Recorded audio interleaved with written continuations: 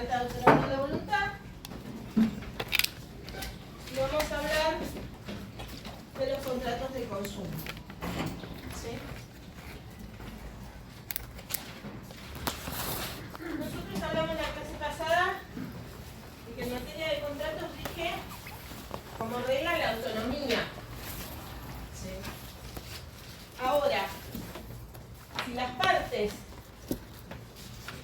no ejercieron ese derecho o lo hicieron mal, el código prevé en el artículo 2652 la regla subsidiaria a la autonomía, es decir, se aplica en defecto de autonomía,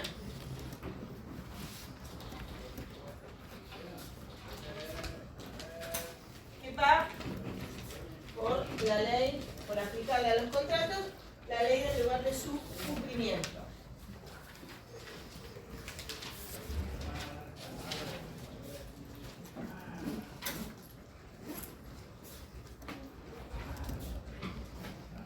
Me define el lugar de cumplimiento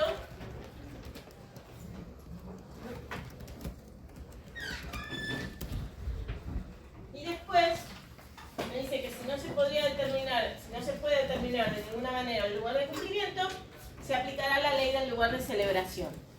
O sea, la ley aplicable a los contratos es la que las partes eligen.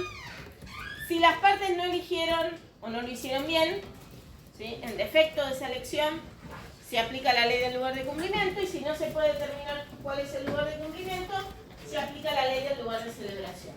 ¿Alguien puede leer el 2652, por favor? Determinación del derecho aplicable en defecto de elección por las partes. En defecto de elección por las partes del derecho aplicable, el contrato se rige por las leyes y usos del país en lugar de cumplimiento.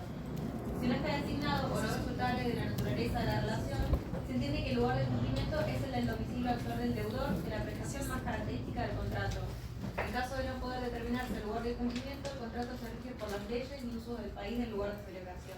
Primera aclaración, fíjense que cuando era autonomía de la voluntad decía por las leyes, por la ley elegida por las partes.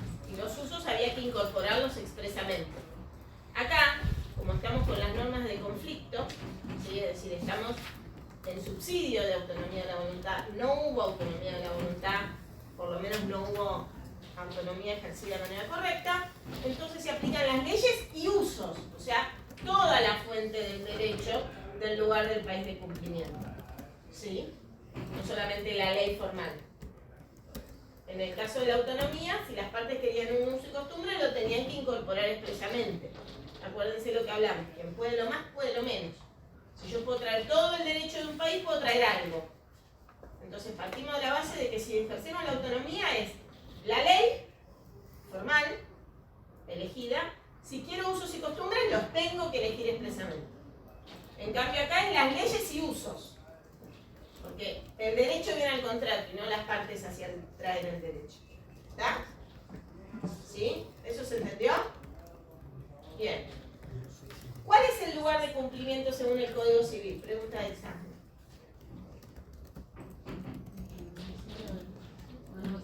¿El domicilio del deudor? ¿De la prestación más característica? No.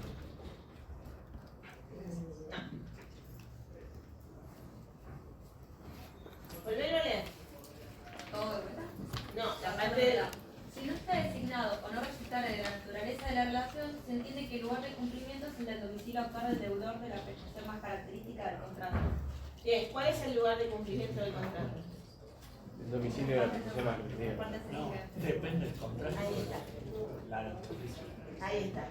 ¿Ven por qué yo les digo que todos traigan el código? Ella que lo tiene, lo está leyendo, lo entiende mejor que el que está en el fondo y a lo mejor ni la escuchó.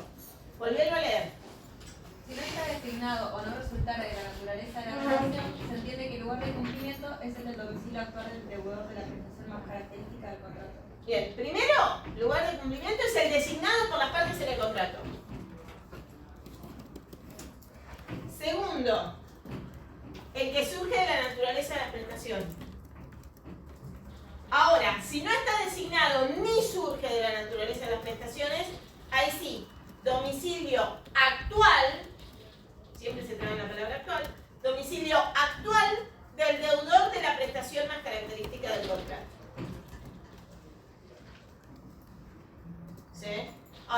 el código que dice, si no está designado o no surge, o sea, que si está designado es ese.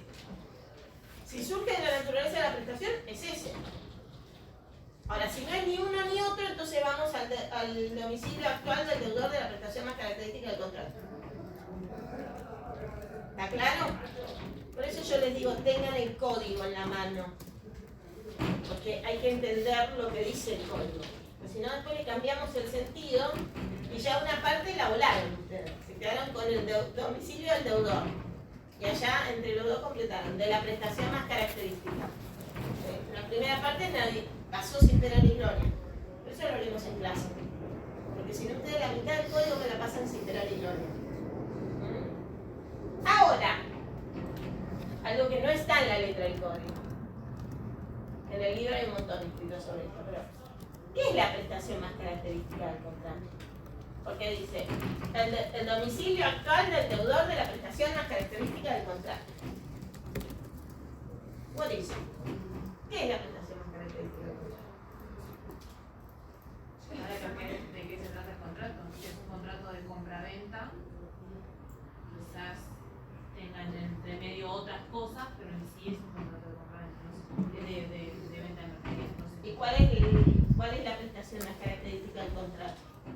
¿Y de qué se trata el contrato? Por ejemplo, si es de compra-venta de mercadería, es de eso, por más que tenga otro. Pero ¿cuál es la prestación más característica del contrato? El pago, la dirección de pago. Porque a ver, espérenme que sigo el razonamiento de eso. O sea, es una compraventa, es eso. Pero en la compraventa hay, vos me vendés esto, yo te pago.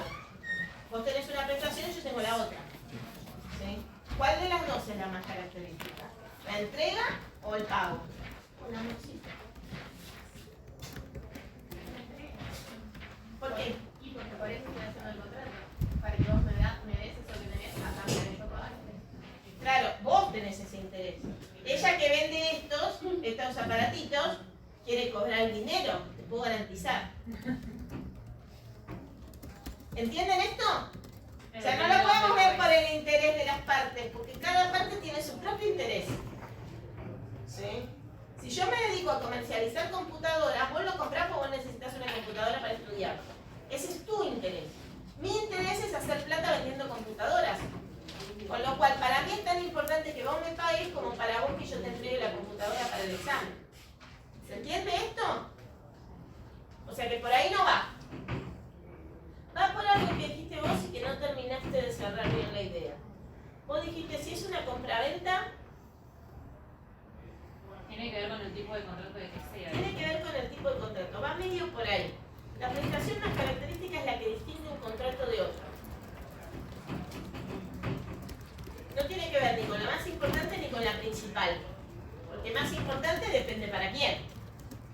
Ya lo dijimos a eso recién. ¿Sí? ¿Principal? ¿Principal por qué? ¿Principal para quién? Mirado desde dónde. ¿Sí? Es la que distingue un contrato de otro. La que me dice, esto es una compraventa y no es una locación de servicio. ¿Sí? En ambas hay plata. ¿Sí? Se supone, de esa base parte la teoría de la prestación más característica, que en todos los contratos hay plata. Una de las partes paga por algo. ¿Sí?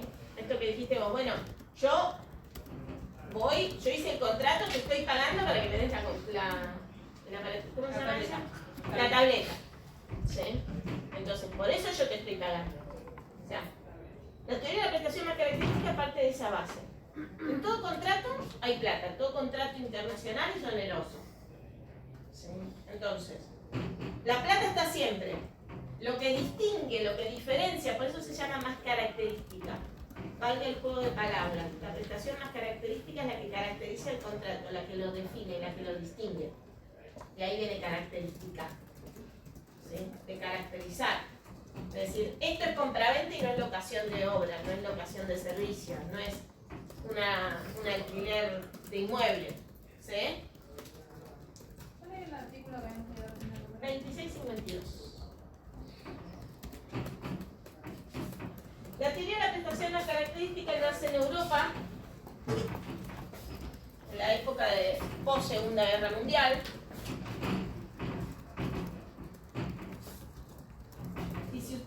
piensan, lleva la ley aplicable en un contrato de compraventa, como decía la compañera, como es el lugar de entrega, la entrega es en el puerto de salida, lleva la ley aplicable al domicilio de quién, comprador o vendedor. ¿Quién entrega la mercadería? El vendedor. El comprador paga. Entonces, en una Europa que se estaba reconstituyendo post Segunda Guerra Mundial, ¿quién iba a manejar el derecho aplicable? Los vendedores, o sea, las empresas que se estaban montando y renaciendo después de la Segunda Guerra Mundial, iban a sacar sus productos a comercialización y sostenían, con la teoría de la prestación más característica, el derecho aplicable en su propio Estado. O sea, mantenían el control jurídico de la operación. ¿Sí? Perdón, pero no. No se puede hacer. No se puede evitar el ruido. Bueno, no se les abro, no se asfixien. Inútil.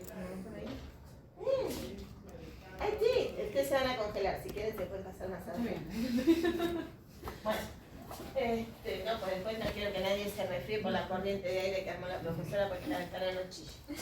Bueno, a ver, entonces, la teoría de la prestación más característica me lleva la ley en los compraventas, en las exportaciones, al país del vendedor. ¿Por qué nosotros la adoptamos? Porque justamente nosotros vendemos commodities. ¿Sí? O sea, nosotros vendemos soja, nosotros vendemos trigo, nosotros vendemos petróleo, nosotros vendemos minerales. ¿Sí? Si nosotros seguimos la teoría de la prestación más característica, todas esas exportaciones están regidas por nuestro derecho. ¿Por qué pasamos de la teoría de la prestación más característica? Porque esto también es lo raro.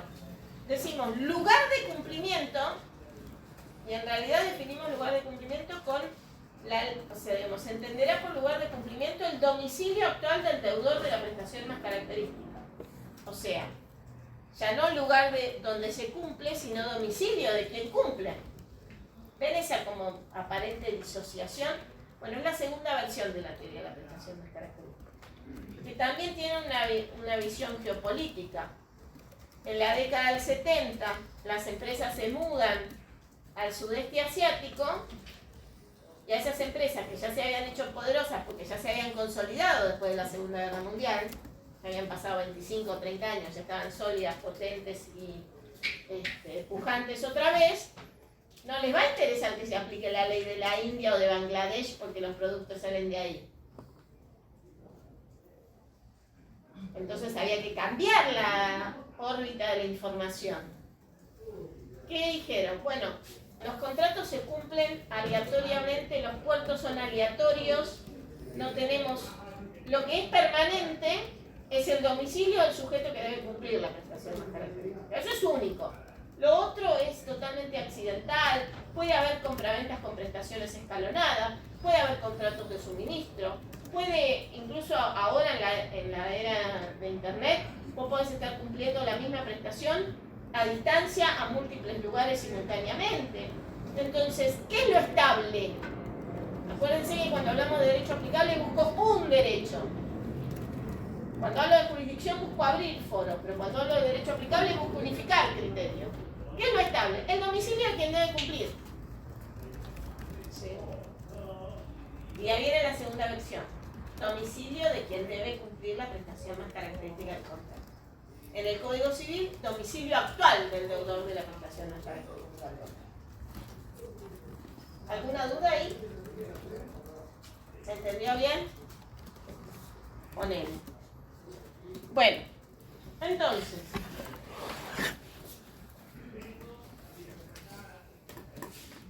esto en cuanto a la ley aplicable.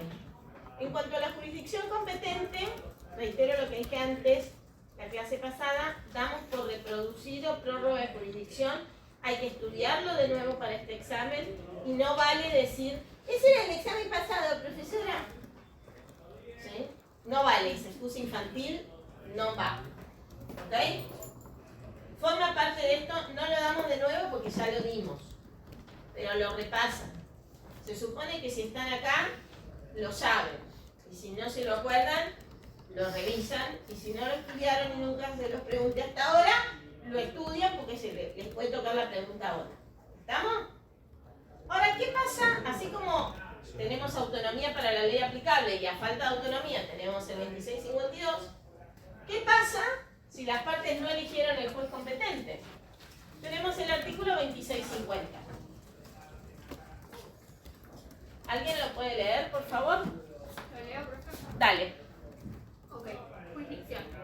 No existiendo acuerdo válido de elección de foro, son competentes para conocer en las acciones resultantes del contrato a opción de actor a los jueces del domicilio o residencia habitual del demandado. Si existen varios demandados, los jueces del domicilio o residencia habitual de cualquiera de ellos.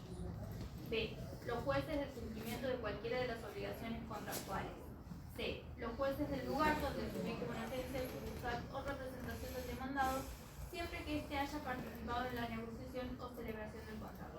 Bien, entonces acá tenemos, a diferencia del otro, donde yo iba a una ley, acá abrimos domicilio del demandado.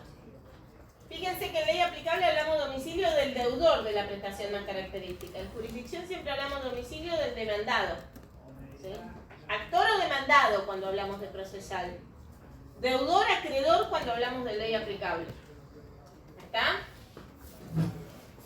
Porque si me dicen en jurisdicción domicilio del deudor, yo digo, ¿qué deudor? Porque no es del deudor, es del demandado. ¿Que hay varios demandados? Cualquiera de los demandados me abre la jurisdicción. O sea, yo puedo elegir, tengo 3 demandados, puedo elegir demandar en cualquier lugar donde vive cualquiera de ellos. ¿Sí? Domicilio o residencia habitual. ¿Sí? Después sigue el artículo y dice lugar de cumplimiento de cualquiera de las prestaciones. ¿Se aplica la teoría de la prestación más característica para jurisdicción? No. Porque en jurisdicción decimos prestación más característica. Perdón, en ley aplicable decimos prestación más característica. En jurisdicción decimos cualquiera de las prestaciones. O sea que cualquier prestación me habilita la jurisdicción. Cualquier domicilio de cualquier demandado. ¿Sí? Domicilio o residencia habitual de cualquier demandado. Lugar de cumplimiento de cualquier prestación del contrato. Y después, si hay una sucursal,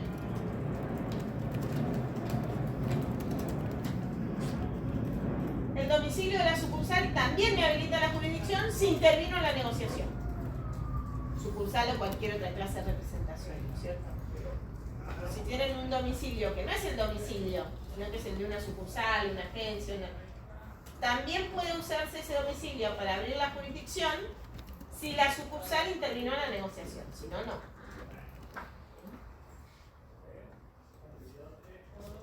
Si la casa matriz no intervino en la negociación, el domicilio principal se puede usar, o sea, el que es el domicilio se puede usar siempre.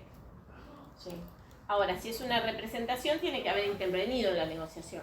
Porque si no, una empresa multinacional uno podría elegir demandarla en 27 países.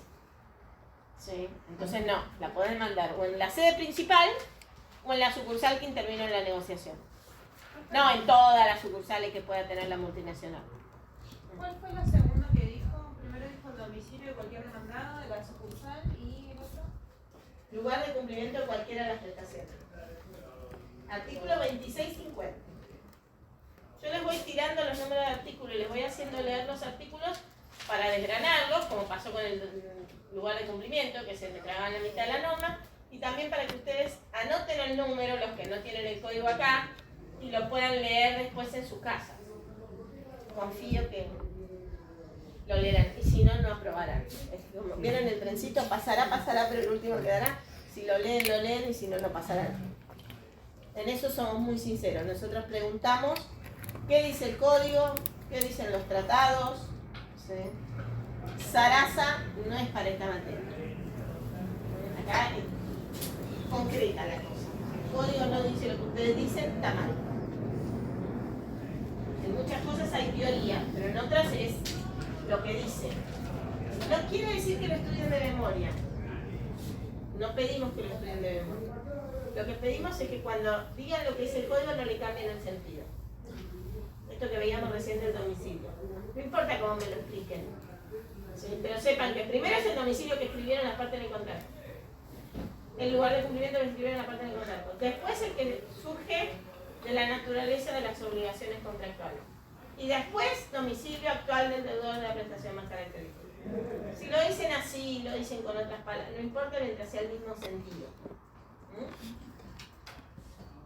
Pero no se olviden de estudiar las normas, están estudiando el derecho. El derecho empieza por la ley escrita, acá en nuestra familia jurídica. En el common law es otra cosa, pero acá en nuestra familia jurídica, el derecho empieza por la ley escrita. No se puede saber derecho y decir no sé lo que dice el código. ¿Estamos?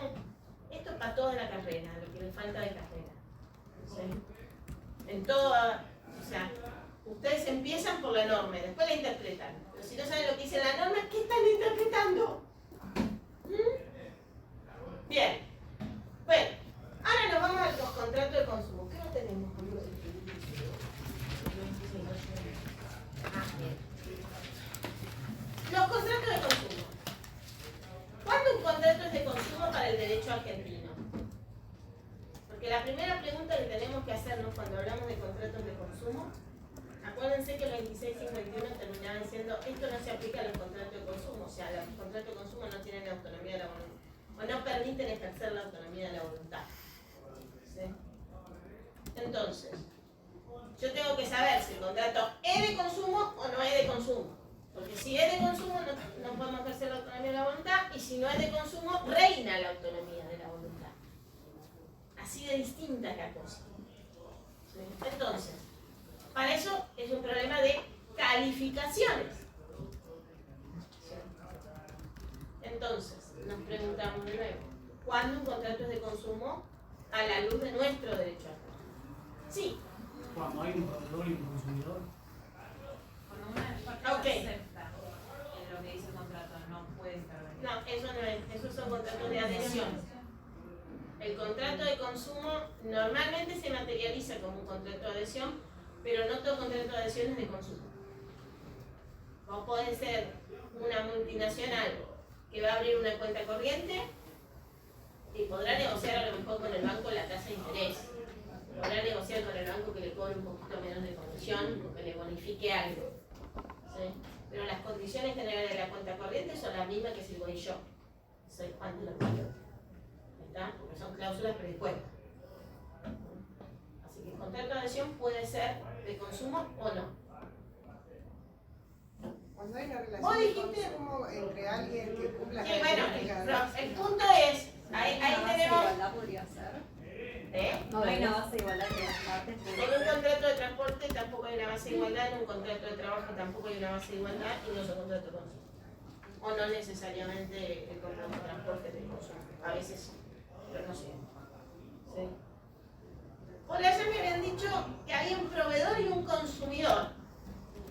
¿Sí? Y por ahí me dijo, bueno, un contrato de consumo es aquel que materializa una relación de consumo. Bien. La relación de consumo es en la que aparece la figura del consumidor. ¿Sí? Entonces, ahora la pregunta sería, ¿quién es consumidor para el derecho argentino? Para así poder caracterizar el contrato como un contrato de consumo porque está presente un consumidor. alguien que adquiere para sí productos y servicios. Dale. Sí, no, está bien. No, o sea, no es pavada lo que estoy preguntando. No, para Es poder- ubicar el contrato en el 26, 50, 51, 52, 53 o en el 26, 54 y 55. Que son reglas totalmente distintas. Entonces, es importante esto. Dale. Alguien que adquiere para sí, para el consumo como destinatario final, bienes y servicios para sí o para su ámbito, no me sale la palabra, Familiar o social. o social, sí. ¿Sí? Entonces, alguien que adquiere, un consumidor es un sujeto que adquiere bienes o servicios para su uso personal o en su grupo familiar o social. Como destinatario final. Ese alguien, claro, por eso destinatario final. Bueno, lo adquiere para sí, Sí. ¿sí? Para su uso personal. Uso personal igual destinatario final. Un consumidor es un destinatario final. ¿Sí? Ahora, puede ser persona física o persona jurídica. Y el contrato puede ser gratuito u oneroso. No necesariamente tiene que ser oneroso. ¿Sí? ¿sí? Todos ustedes que están acá han celebrado contratos internacionales sin saberlo, muchos de ellos gratuitos. Como por ejemplo cuando se bajaron Instagram, Facebook, Gmail. Ni hablar, cuando YouTube. aceptamos le vendemos el alma al diablo ahí prácticamente. ¿Aceptan términos y condiciones? Sí, dale, bajame la aplicación. Y ahí agárrate Catalina. Bueno, esos contratos son contratos de consumo internacional. Porque que yo sepa, hasta donde yo sé, Metal, por ejemplo, no es una empresa argentina. Entonces, es un contrato internacional. Ustedes no viven en Estados Unidos, no creo que se tomen el avión todos los lunes y jueves para venir al curso. O sea que esto es un contrato internacional. De consumo, porque ninguno de ustedes lo celebra a nivel empresario. ¿Sí? Y gratuito, fíjense. ¿Puede ser oneroso? Puede ser oneroso. ¿Puede ser que en vez de ser una persona humana sea una persona jurídica? Puede ser una persona jurídica. ¿Sí? Ahora, si es una persona jurídica, ojito con las sociedades comerciales. El tema de las sociedades comerciales es algo que se ha debatido muchísimo en la jurisprudencia nacional. En el ámbito de la capital federal tenemos distinta jurisprudencia en las salas de comercial que en la Cámara Civil. ¿Sí? En la Cámara Comercial es excepcional que se le reconozca a una sociedad el carácter de consumidor.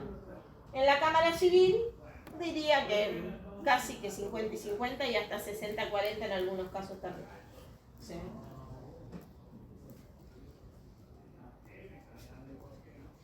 Por ejemplo,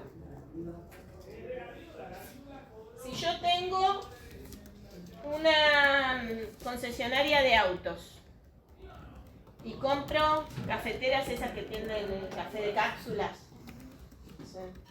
Y lo pongo ahí en el salón de postventa donde vienen los clientes, se sientan, tienen el espacio de coworking, tienen internet mientras le arreglan el auto y se toman un rico café.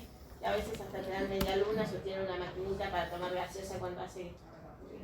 Yo pregunto, esas máquinas de café, las compro, soy la empresa, vamos a suponer, Juan Palotes, concesionaria de autos, póngale la marca que quieran al auto, Sociedad Anónima. ¿Sí? Ay, gracias. Encontré a alguien en esta facultad que grita más que yo. Digo yo, ese contrato, ¿soy consumidor? No, porque usted ya lo está poniendo al servicio de eso. Ella dijo que sí. Para mí Y vos dijiste que no. A ver. No es pertinente en la función de la empresa.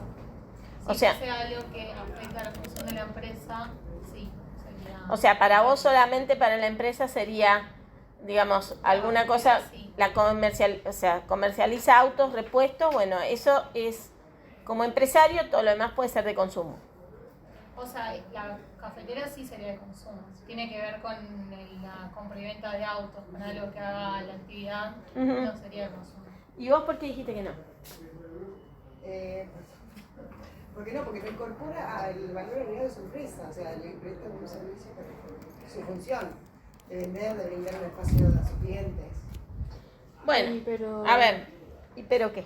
¿no sería como que yo me compro una cafetera e invite a amigos y les dé café? Si no están cobrando y lo dan como una cortesía de la empresa, son consumidores de la empresa.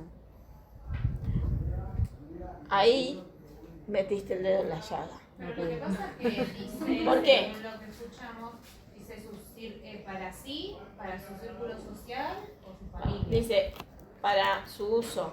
No lo escucharon, o sea, lo dice el código expresamente, ¿eh? Para 1092 del código.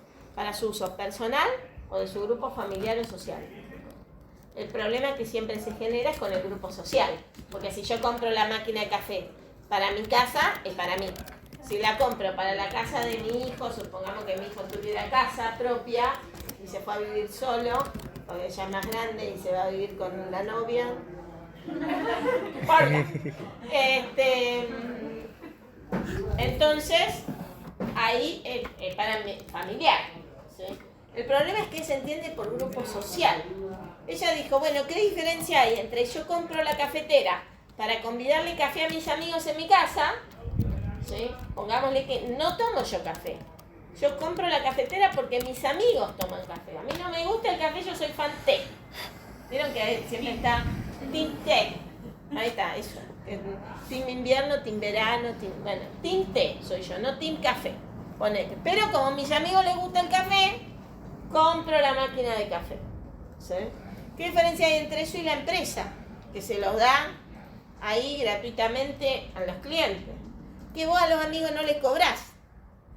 No solamente no les cobrás el café, no les cobrás nada cuando van a tu casa. En cambio, la empresa les cobra el servicio postventa, por ejemplo, el mantenimiento del auto, el service, eso de los tantos kilómetros y toda esa historia. ¿Sí? Y a lo mejor algunos clientes pudieran decidirse por ir a la salita cómoda donde están con la computadora o el wifi del teléfono y un cafecito rico, antes que estar parada en un taller mecánico que si llueve te mojás y si hace calor te morís de calor al rayo del sol. Desde el punto de vista del servicio técnico que cumplen uno y lo otro, podría ser lo mismo. Ahora, puede ser que haya más clientes dispuestos a pagar un poco más, pero a estar cómodos mientras esperan el auto. ¿Puede pasar o no puede pasar eso que digo? Totalmente. Entonces, ¿la cafetera está tan afuera de lo que ofrece la empresa? Tus posiciones de la Cámara Civil en muchísimos fallos. La posición de ella es la Cámara Comercial. ¿Sí?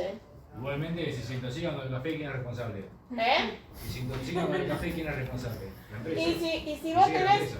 Por eso, en cambio ella los amigos no la demandarían si el café vino podrido.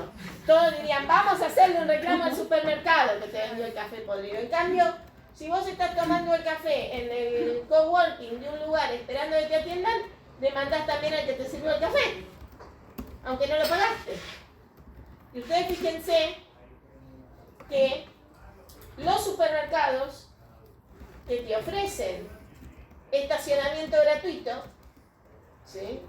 Por 2 horas o lo que sea, son tan responsables como los garagistas frente a los que dejan ahí el auto con lo que le pasa al auto. Ah, profe, entonces esos carteles que dicen que no se hacen responsables son inválidos.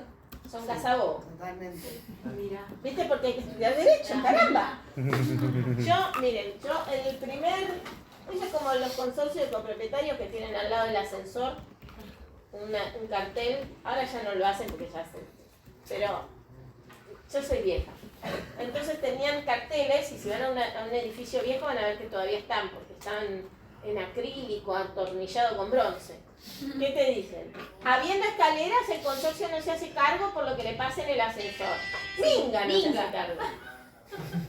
Se te cae el ascensor, todos los que se caen en el ascensor les pueden demandar al consorcio daños y perjuicios por lo que les pasó en el ascensor del consorcio. Porque el ascensor es una cosa riesgosa y el consorcio es responsable. Y si vos vas a un lugar y te sirven un café, aunque sea gratis, ¿sí? El que te sirve el café se hace cargo si te intoxicaste. Entonces fíjense ustedes cómo cambia la cosa. ¿Sí? Ahora, insisto, esa posición es muy de la Cámara Civil. ¿Sí? La Cámara Civil dice, bueno, a ver, pero en realidad esta gente no vende café. Vende autos, vende repuestos de autos y vende service postventa. Sí, pero en la comercialización del service postventa está eso, dice la Cámara Comercial. ¿Está? O sea, pongo un ejemplo X para que vean. Lo mismo pasa con los supermercados, que se los ha condenado por contrato de consumo por el tema de los estacionamientos, cuando a alguien le robaron en el auto, hubo un accidente o lo que sea. Misma responsabilidad que el garagista. ¿Sí? Lo mismo pasa con cualquier otro servicio, incluso la Cámara Comercial tiene un caso donde no consideró consumidor a una empresa que estaba reclamando a la compañía de seguros, invocando derechos de consumo, por un seguro del auto del gerente. ¿Vieron que hay gerentes que les asignan un auto? Le dijo, es parte del sueldo del gerente, señor. Pagar el sueldo es parte de su giro comercial. ¿Y por qué la Cámara Comercial tiene esta postura también? Porque la ley de sociedades comerciales dice que una sociedad comercial no puede realizar actos si no tiene fin lucrativo. Y si la sociedad, por ley, tiene que realizar todos los actos con finalidad lucrativa, ¿cómo va a comprar el café para hacer un gasto nada más? Estaría contrariando la ley. Y los administradores estarían incumpliendo la ley frente a los accionistas. ¿Se entiende esto? Ese es el razonamiento comercialista, basado en la ley de sociedades. Y hay otro argumento más que esto comparten tanto civil como comercial, que es el punto del impuesto. Vieron que cuando ustedes van al supermercado, la cajera le pregunta, ¿consumidor final? Y vos tenés el chico en el changuito, ¿viste? Y decís, sí, claro, consumidor final, ¿para qué voy a comprar pañales? ¿No? Bueno, esa pregunta que parece tonta uno, que no es tan tonta. Porque supongamos que yo tuviera una empresa de servicios jurídicos, un estudio de estos de 200 abogados, ¿sí? Y compro 5, 6, 7 cajitas de cápsula de café para las máquinas de estudio. Le voy a decir, no, haceme factura con IVA discriminado. Porque yo después, de lo que yo le facturo a él, a ella y a él de servicios jurídicos, ustedes ahora son mis clientes, yo les pongo tanto de honorario más IVA. Entonces, el IVA que pagué en el café lo descuento del IVA que les cobré a ellos. Y le digo al Estado, yo pagué ya, yo cobré tanto de IVA, pero ya te pagué tanto, porque cuando compré el café, cuando compré la resma de hoja, cuando compré el tóner, cuando compré la impresora, cuando pagué la internet, todo eso vino con IVA discriminado. Entonces todo ese IVA lo descuento y en vez de pagar 100, como ya pagué 30 en todos los insumos que tuve para tener el negocio abierto, te pago 70 nada más. ¿Sí? Entonces, ¿qué dice? Y esto comparten ambas cámaras, tanto civil como comercial. Si yo tengo una facturación con IVA discriminado, quiere decir que yo reconozco que eso lo voy a meter en mi giro comercial. Si no, no puedo descontar el IVA. Salvo que esté queriendo sacarle ventaja al fisco. ¿Sí? Como no queda muy bien decirle a un juez que yo lo que quería era evadir impuestos, estaría bueno, no sería... No te veo. No, en principio. Sí, el juez tiene que suponer lo contrario, que yo estoy cumpliendo con la ley y que por lo tanto, si yo pedí la factura con IVA discriminado es porque estaba reconociendo que eso iba a mi giro comercial. ¿Sí? Entonces, si yo cuando lo compro, digo que lo compro como empresario, cuando reclamo no puedo decir que reclamo como consumidor. Hay una contradicción. ¿Y por qué si lo compro como empresario querría reclamar como consumidor? Porque como consumidor tengo menor tema con la prueba, o sea, la prueba no es tan rígida. Es más rápido, no pago tasa de justicia, actúo con beneficio de liquidar sin gastos, automático. ¿Sí? Reclamo acción de consumidor, entonces no tengo que pagar tasa, no tengo que pagar nada, no pago arancel, no pago nada, no pago. Y abogado necesita. No, ahora sí, porque ahora no hay más mediación no hay más COPREC, pero antes ni abogado necesitaba. Y en algunos casos de menor cuantía, sí, si vas a defensa del consumidor de algún municipio, ni abogado necesitas. ¿Sí? Pero bueno, acá estamos ya en tribunales. Casos internacionales, lo más probable es que sí tenga un monto que justifique. Entonces, es muy importante tener estas cosas claras para saber dónde ubico el contrato. Porque, insisto, en Derecho Internacional Privado, lo mismo que hace nuestro Código en Derecho Interno, separa los contratos de consumo del resto, de los contratos que se llamarían paritarios. ¿Sí? El único separado es el contrato de consumo. No se separa el contrato de trabajo, por ejemplo. Todos los otros contratos internacionales puede haber alguna desigualdad en el poder de la negociación, pero no está separado. El que está separado es consumo. ¿Sí? Entonces, Si yo tengo un contrato que lo encuadro en el contrato de consumo, tengo vedado el uso de la autonomía de la voluntad, no puedo elegir ni juez ni ley aplicable. Y si hay una cláusula de elección de juez o de ley aplicable, es nula. ¿Sí? Y además, tengo distintas reglas para un contrato y para otro, no solamente por el ejercicio de la autonomía de la voluntad, sino que porque tengo distintos foros competentes y distintas soluciones respecto a la ley aplicable, que van más allá incluso del poder ejercer o no la autonomía de la voluntad. ¿Podés leer el 2655, por favor? Sí. Derecho aplicable. Los contratos de consumo se rigen por el derecho del Estado del domicilio del consumidor en los siguientes casos. El domicilio del consumidor en los siguientes casos. O sea, ya no empiezo por la autonomía de la voluntad, pero tampoco empiezo por lugar de cumplimiento. Empiezo por el domicilio del consumidor en los siguientes casos, 2 puntos. Y hay una lista. Solo esa lista aplica la ley del Estado del domicilio del consumidor. Y ahora sí, A. Bien. Si la conclusión del contrato fuere precedida de una oferta o de una publicidad o actividad realizada en el estado del domicilio del consumidor y éste ha cumplido en los actos necesarios para la conclusión del contrato. Bien. Entonces ya me conoce y me miró, como diciendo, paro acá porque me va a interrumpir. Muy bien. A ver, tenemos. Si el contrato fue precedido, o sea, de una oferta. Ustedes saben que los requisitos para la oferta, lo estudiaron en contratos, los requisitos para la oferta tienen que tener un montón de condiciones para ser considerada oferta. Pero acá dice oferta, publicidad, o sea, no llega a ser oferta, es publicidad, ¿sí? O una actividad realizada en el estado del domicilio del consumidor. Por ejemplo, vino la empresa a una feria internacional del automóvil, a una feria internacional de turismo, una feria internacional de la pesca, y te vendió una carpa, ¿sí? Para irte de pesca. Entonces, ahí tenés una actividad en el estado del domicilio del consumidor. Entonces, oferta, publicidad o actividad en el estado del domicilio del consumidor, más que el consumidor haya realizado en su estado los actos necesarios para la conclusión del contrato. ¿Qué significa esto? El consumidor nunca se movió del estado de su domicilio. Nosotros tenemos, vamos a suponer que el amigo que está escribiendo ahí en el celular es el consumidor, ¿sí? Yo soy el proveedor de bienes o servicios.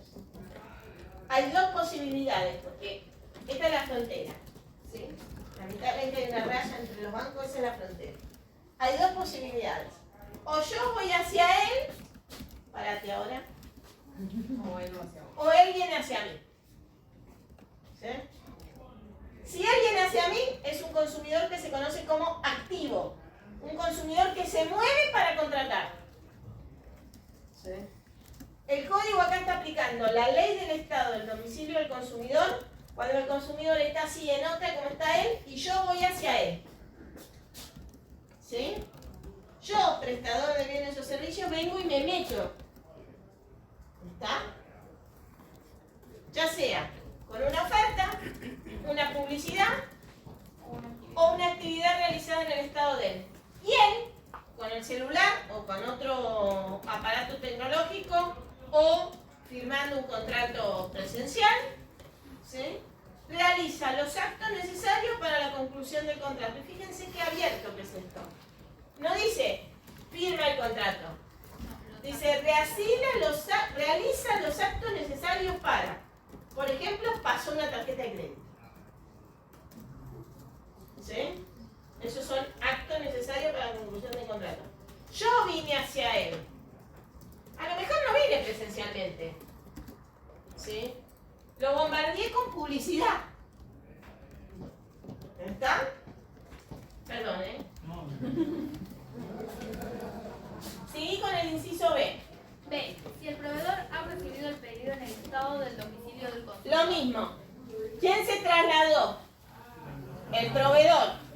Porque recibió el pedido en el estado del domicilio del consumidor. O sea, el proveedor está en un estado, pero de alguna manera arbitra los medios para recibir pedidos en el estado del consumidor. En ese caso se aplica la ley del domicilio del consumidor. El concesionario de autos es un ejemplo fenomenal para eso. Porque ustedes muchas veces van... Yo hoy puse Toyota porque se me ocurrió Toyota, pero no. Porque Toyota es justo donde está la fábrica, el otro día fui a Corrientes y pasamos por la puerta. Pero, no sé, pónganle Toyota. Está en la fábrica acá en Zárate. Pero no todos los autos Toyota que se comercializan en la Argentina se fabrican en Zárate. O creo que Volkswagen está en Córdoba. Sí. Bueno, o Volkswagen en Córdoba. No todos los autos Volkswagen que se comercializan en la Argentina se fabrican en Córdoba. Algunos vienen de México, de Brasil. Entonces vos vas al concesionario, vamos a cambiarle la marca, a ver si no parece una publicidad Toyota. Vamos a Volkswagen. ¿Sí? Vos vas al concesionario de Volkswagen que queda en, no sé, cualquier lugar de la ciudad de Buenos Aires donde haya un concesionario Volkswagen. ¿Sí? Y haces el pedido. Y te dicen, bueno, el auto lo vas a recibir dentro de 60 días porque recién está llegando a la aduana en 2 semanas. ¿Sí? Pero vos no hiciste ningún trámite de importación ni de exportación ni nada. Vos compraste un auto, muchas veces incluso en pesos, a un concesionario oficial. ¿Sí? Si no es oficial, desconfíen porque a veces son medio truchas las cosas. Pero bueno, no importa. Concesionario oficial de la que te representa la multinacional.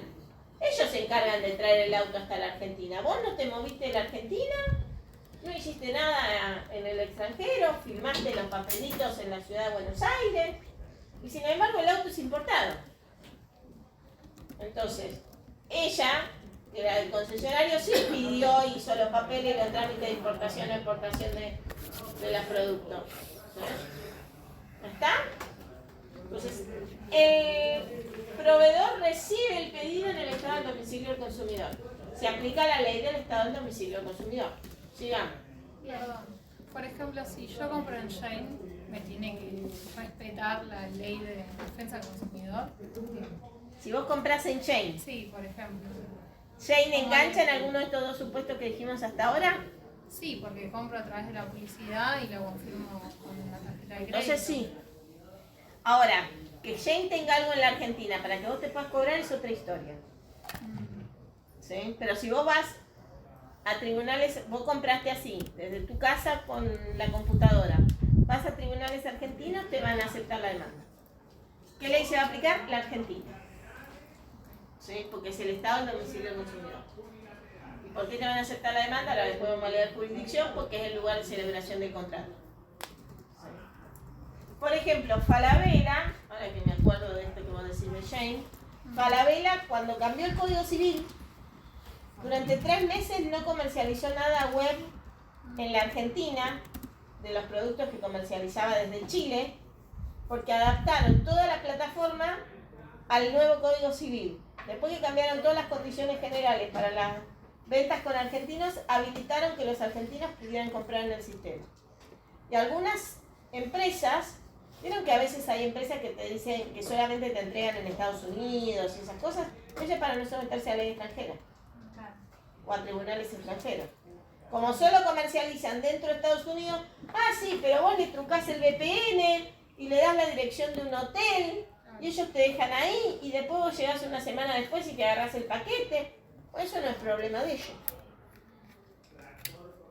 ¿Sí? Ellos no se movieron de Estados Unidos, sos vos el que se trasladó. El tema es ese. Yo, prestador, ¿yo me traslado hacia el consumidor o el consumidor se traslada hacia mí? Si yo me traslado hacia el consumidor, nuestro Código Civil considera que se aplica la ley del estado de domicilio del consumidor. Se llama consumidor pasivo, él no se movió. Si él se mueve para contratar, consumidor activo. Si se traslada para contratar, se traslada para demandar y se somete a derecho extranjero si cabe. ¿Está? Bien, sigamos con el D. Si el consumidor fue inducido por su proveedor a desplazarse a un estado extranjero a los fines de efectuar en él su pedido. Inducido. Inducido no es que cambie el VPN o alguna maniobra por el estilo, porque esa maniobra la hizo el consumidor. Sí. ¿Qué? Con respecto a la cadena del importador, o sea, ninguno se lo puede, porque ¿Se lo puede qué? eso, iniciar acciones, digamos, al importador tampoco. ¿Y por qué no se lo puede iniciar acciones? No entiendo. No me estoy pudiendo explicar. Tengo la idea en la cabeza, pero no puedo desarrollar la pregunta.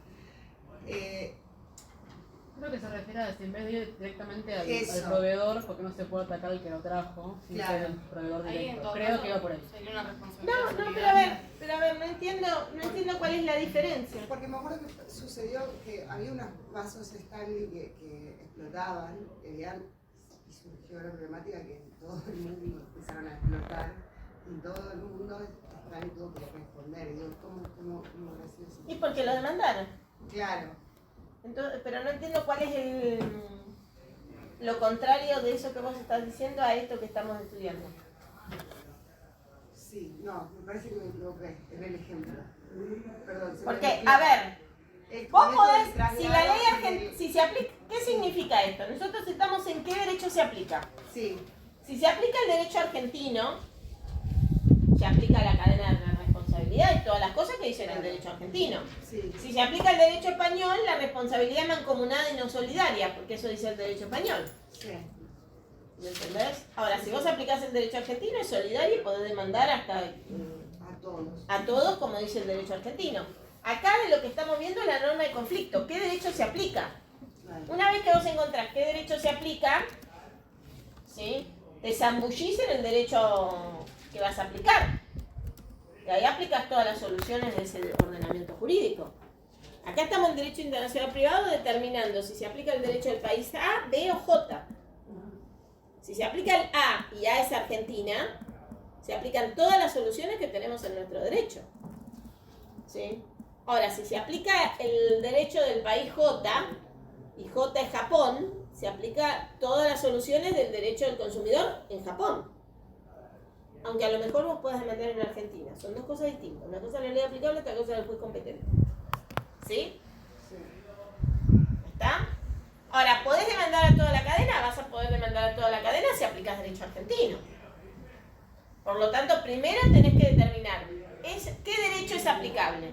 El argentino. Bueno, entonces puedo demandar a toda la cadena. ¿Sí? ¿Estamos?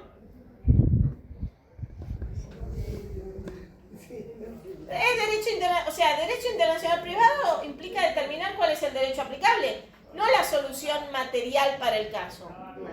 Eso surge del derecho interno que resulta aplicable en virtud de la regla del derecho internacional privado.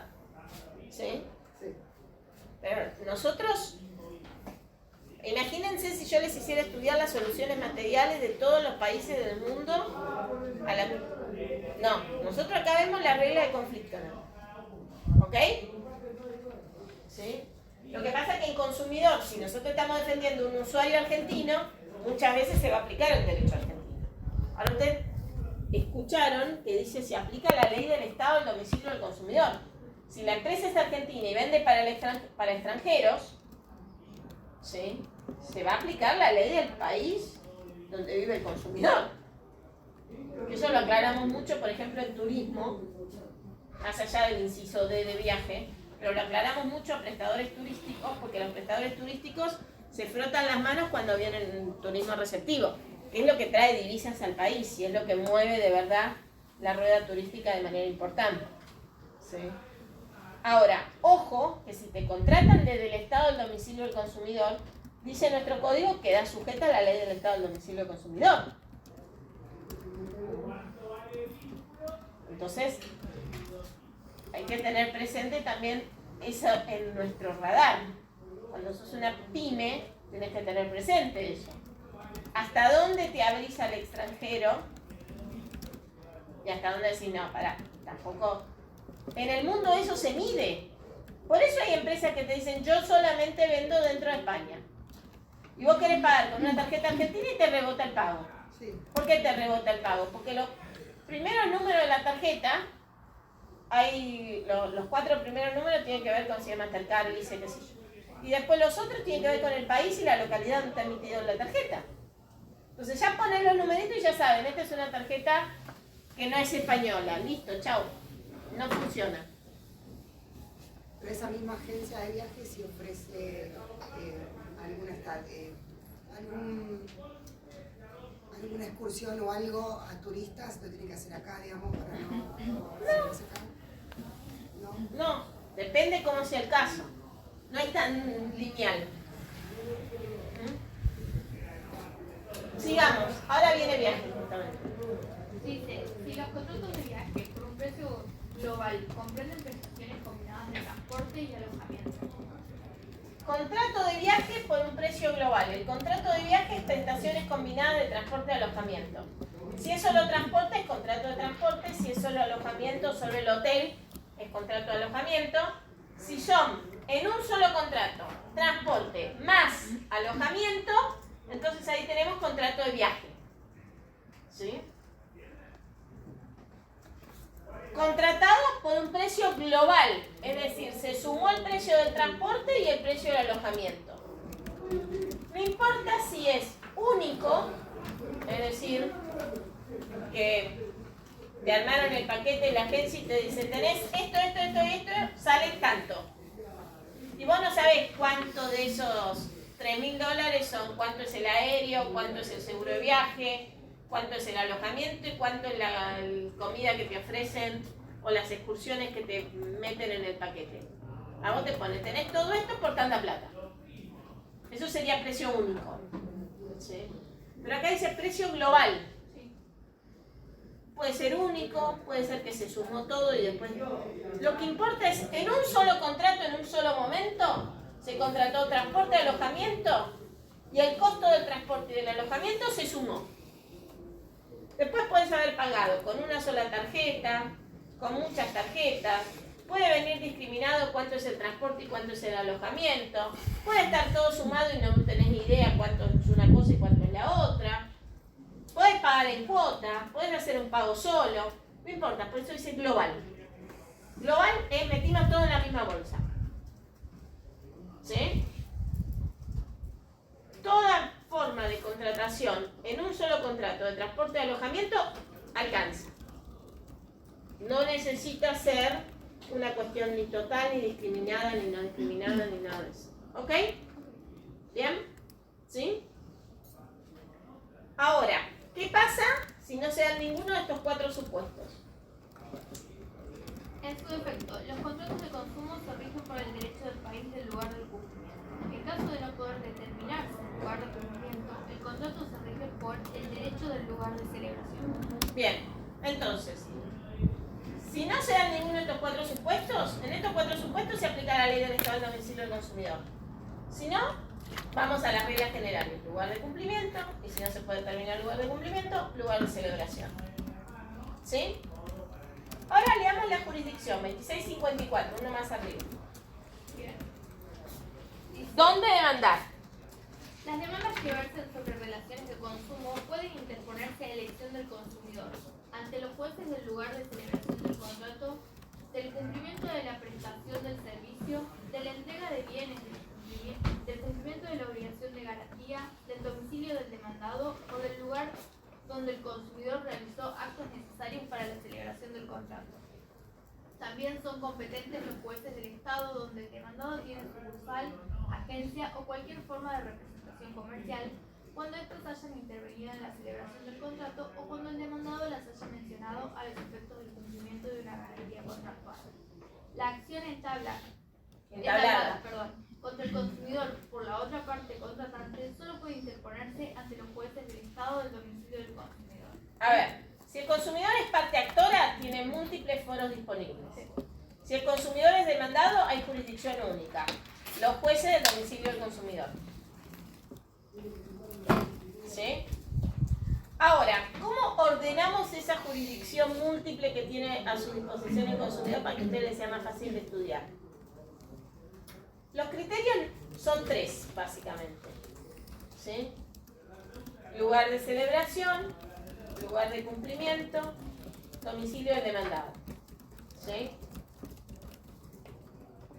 Lugar de celebración te dice que sea el lugar de celebración del contrato o sea, otra opción, el lugar donde el consumidor realizó los actos necesarios para la celebración del contrato. Puede ser que en un caso sea el mismo lugar o puede ser que sean distintos. ¿Sí? Celebración del contrato o lugar donde el consumidor realiza actos necesarios para la celebración del contrato. Lugar de cumplimiento. Entrega de bien. Prestación de servicio o cumplimiento lugar de cumplimiento de la obligación de garantía. Esos son los 3 lugares de cumplimiento que abren la jurisdicción. Y después domicilio del demandado. Domicilio del demandado o de la sucursal cuando la sucursal intervino en la celebración del contrato o fue señalada como obligación de garantía. Esa sucursal, ya sea la de la celebración del contrato o la demandada para la señalada para el cumplimiento de la obligación de garantía, también habilitan la jurisdicción, además del domicilio del deudor. O sea, el domicilio del deudor tenemos 3 opciones. Domicilio del deudor, domicilio de la sucursal que intervino en la celebración o domicilio de la sucursal señalada para la obligación de garantía. Lugar de cumplimiento tenemos 3 opciones. Cumplimiento, lugar de entrega de la cosa, lugar de prestación del servicio o lugar donde se cumple la obligación de garantía. Celebración tenemos 2 opciones. Lugar de celebración de contrato o lugar donde el consumidor realiza actos necesarios para la celebración del contrato. Si ustedes lo estudian separadito así los 3, por eso yo les digo, saber lo que dice el código no es estudiar de memoria, es razonar también lo que dice el código. Si ustedes lo estudian así en esos 3 bloquecitos, es mucho más fácil que se lo aprendan y ni siquiera es muy complicado. ¿Sí? Lugar de cumplimiento, el que no está, es el lugar de pago. Y no está tampoco el domicilio del consumidor. Aunque muchos de los supuestos que están contemplados en la norma, en la práctica van a coincidir con el domicilio del consumidor. Porque es muy probable que el consumidor reciba el bien en el lugar de su domicilio. O reciba la prestación del servicio en el lugar de su domicilio. Ahí turismo va aparte porque la hotelería se cumple siempre afuera. Pero en general la prestación se recibe en el domicilio del consumidor. La entrega del bien se hace en el domicilio del consumidor. Y si no te entregaron el bien en el domicilio del consumidor, seguramente te preocupaste porque la obligación de garantía sí sea en el domicilio del consumidor. Lo mismo con lugar de celebración. El lugar de celebración puede ser que las partes hayan acordado un lugar de celebración distinto, pero el lugar donde el consumidor realizó los actos necesarios para la celebración del contrato suele ser el estado de su domicilio. De nuevo, siempre protegemos al consumidor pasivo. Aquel que no se movió él. Se movió el proveedor para contratar con consumidores extranjeros. ¿Sí? Vos tenías una pregunta. No, ya está igual. ¿Ya está? Ah, pues tenía que terminar la idea, por eso te pedí que esperar. ¿Alguna duda, alguna pregunta sobre esto? Ya estamos en hora, ¿no? ¿Dudas, preguntas? Yo no entendí la parte que había dicho que si, bueno, si es parte actor, entonces sería lo de la jurisdicción múltiple. Si es si la parte consumidora es parte demandada, es una única entonces. Sí, jurisdicción única. Solo puede ser demandado ante los tribunales del domicilio del consumidor. Jurisdicción única.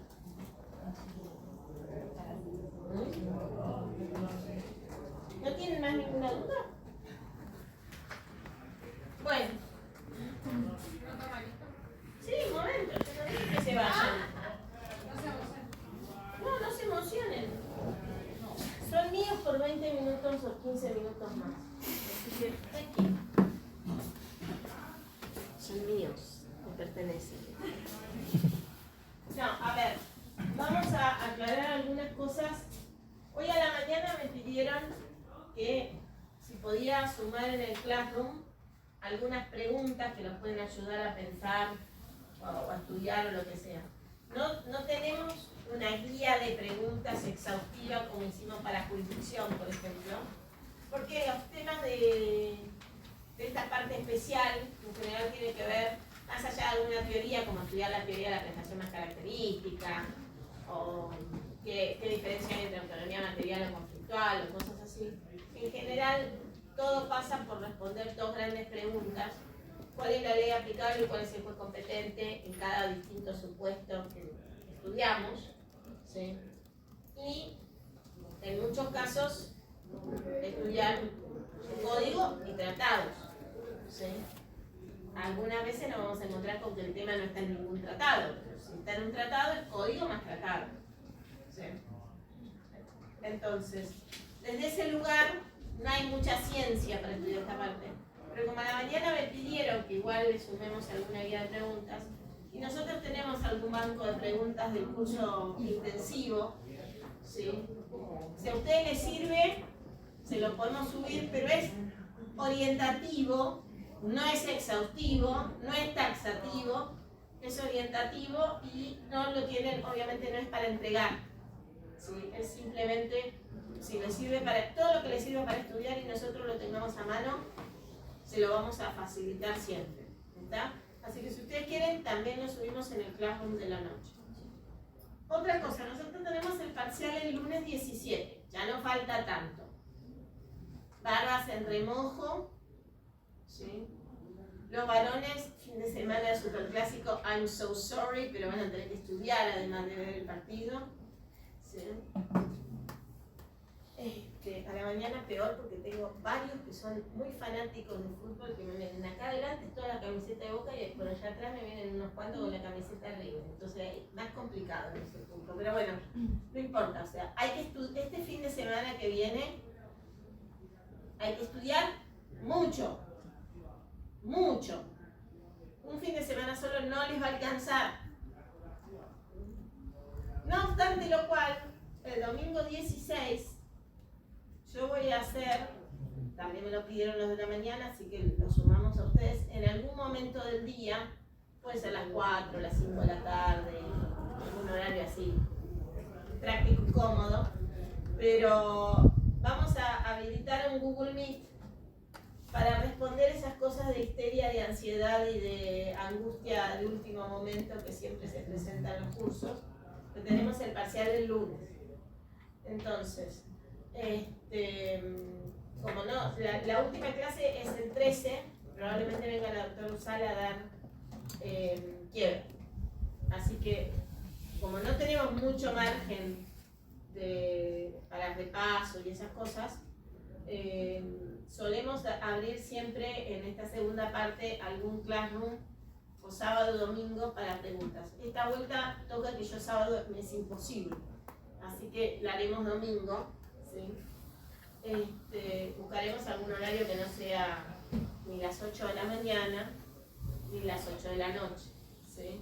Pero que les sirva a ustedes como para preguntas de último momento. ¿Está? Sí. Perdón, ¿el parcial es individual, oral? El parcial es oral. Oral.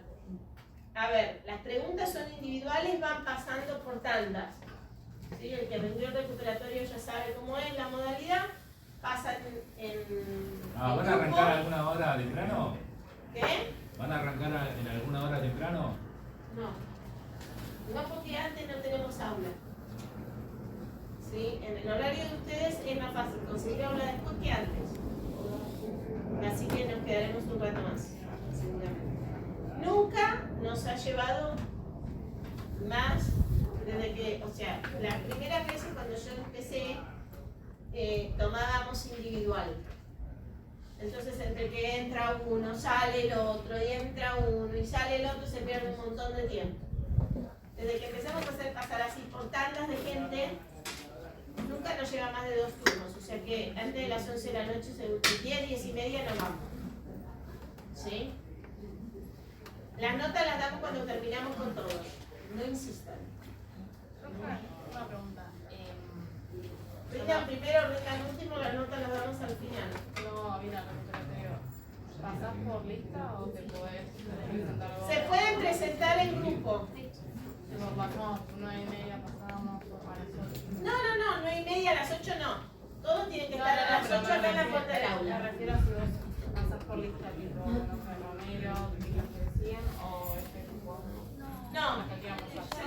Si ustedes están armados por grupos y quieren pasar. Ahora, eso de 8, 8:30, no. Eso no. No, me refería por